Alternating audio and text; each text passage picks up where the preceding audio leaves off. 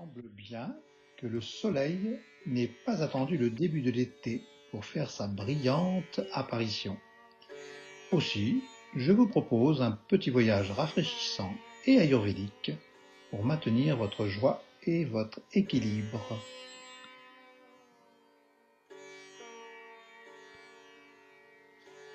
L'été manifeste pleinement l'énergie de Pitta.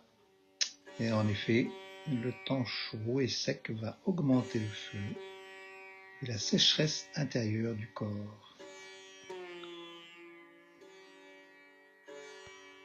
Alors, à qui s'adressent ces petits conseils rafraîchissants?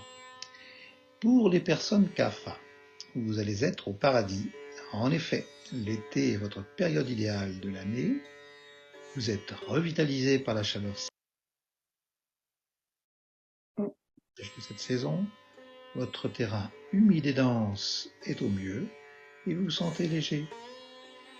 Pour les personnes vata, bien que cette saison vous convienne aussi, il faudra cependant être prudent. Pensez à bien vous hydrater et à nourrir votre peau avec une bonne huile de tournesol ou de sésame si la chaleur ne vous incommode pas. Et donc, c'est aux personnes de nature Pitta ou qui ont un déséquilibre Pitta que vont s'adresser ces petits conseils. Nous pourrions commencer la journée par un automassage à l'huile de coco, par exemple, ou à l'huile d'olive ou à l'huile d'argan. On y ajoutera une goutte de lavande aspic pour apaiser les peaux surchauffées par le soleil. C'est un très bon moyen de lutter contre la sécheresse, se relaxer et avoir une peau éclatante. Alors, que nous dit le texte fondateur de l'Ayurveda, et particulièrement de l'Ayurveda Maharshi, qui s'appelle la Charaka Samhita? Celui qui s'applique de l'huile sur le corps de manière régulière développe de la résistance et se blesse rarement. Par résistance, on peut entendre au jazz pour ceux qui connaissent, et immunité, que l'on peut traduire par résistance. Le vieillissement de son corps est ralenti, ses articulations deviennent souples et lubrifiées, sa peau se tonifie et il devient charmant. Et oui, on sait que Pitta peut être charmant. Bien sûr, on n'oubliera pas la sieste par ces grandes chaleurs et on restera bien à l'abri, loin du soleil.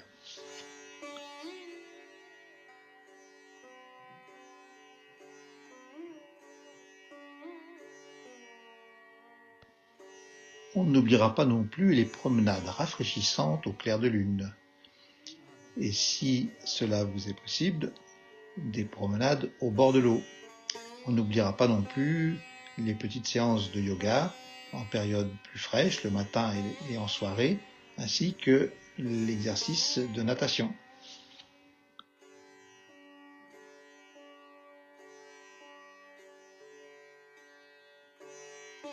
Est-il vraiment nécessaire de mentionner les vaporisations sur le visage avec l'eau de rose, la fleur d'oranger ou le jasmin?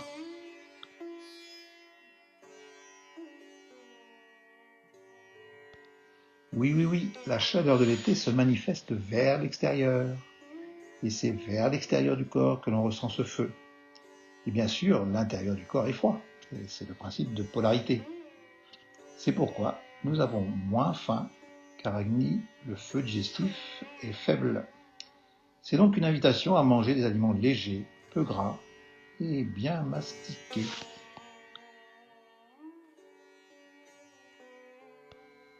Des petits légumes pour l'été. Les légumes au goût sucré sont les meilleurs, cuits à la vapeur ou à l'eau, avec un peu d'huile d'olive ou du ghee. Bien sûr, on peut rajouter un petit peu de sel pour l'équilibre et les saveurs, mais point trop s'en faut. Choisir les salades amères, frisées, roquettes, jeunes pousses, endives, pissenlits, etc. Le persil et toutes les fines herbes fraîches. On évitera bien sûr les radis qui sont un peu piquants, l'ail, les piments et toutes les épices piquantes ou trop piquantes. Et si vous mangez des tomates ou des aubergines, cuisez-les avec un peu de curcuma.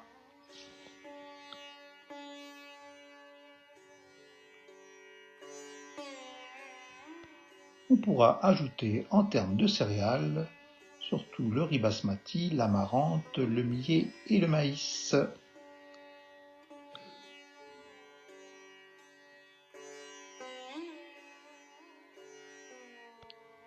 Des fruits, bien sûr, des fruits, beaucoup de fruits, mais bien mûrs et bien sucrés.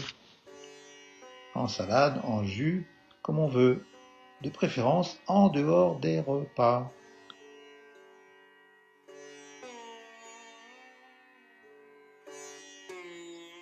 Point de salut sans les épices en Ayurveda. Doux mélange d'épices douces. Et oui, Pitta a besoin de beaucoup de douceur pour s'équilibrer. Et la coriandre fraîche est son number one. On pourra bénéficier bien sûr du fenouil, de la cardamome, du curcuma, de la cannelle en petite quantité, du persil, carvi, safran, vanille, le basilic frais bien sûr, la menthe aussi, le gingembre frais. Et pour les desserts, bien sûr, on n'oubliera pas la rose et la fleur d'oranger.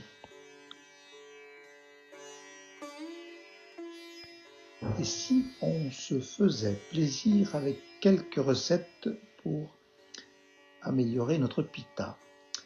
Quinoa à la menthe, coriandre et oignon rouge. Un quart de cuillère à café de poivre noir, une tasse de coriandre, 2 citrons, 2 cuillères à soupe de menthe, 2 cuillères à soupe d'huile d'olive, une tasse de quinoa, un quart de tasse d'oignon rouge cru, une pincée de sel. Et en termes de préparation, faire bouillir le quinoa dans 2 centilitres d'eau pendant 15 minutes ou jusqu'à ce qu'il soit ramolli. Ne pas trop remuer ni trop cuire, parce on sait que le quinoa a tendance à s'effondrer un petit peu sur lui-même. Hachez finement la menthe et les oignons, mélangez doucement tous les ingrédients, servir immédiatement ou réfrigérer pendant 2 heures avant de servir. Vous avez noté qu'il y a des épices un petit peu toniques comme le poivre. Quand on mange froid, il faut malgré tout mettre des épices toniques à cause de la faiblesse d'Agni. Et pour terminer, un délice de poire à la menthe. Et pour cela, il nous faut une poire, une infusion froide de menthe. C'est très simple, vous mettez quelques feuilles de menthe dans une eau pure que vous gardez au frais toute la nuit et le lendemain, vous avez votre infusion froide. Une cuillère à café de sirop d'érable, un petit morceau de gingembre, une cuillère à soupe de citron pressé. Et en termes de préparation, couper la poire en petits morceaux, mettre tous les ingrédients dans un bol mélangeur et mixer jusqu'à obtenir une consistance lisse. On sert frais en vous souhaitant une bonne dégustation.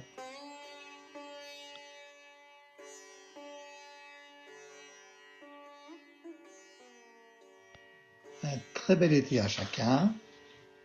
Jai Gurudev.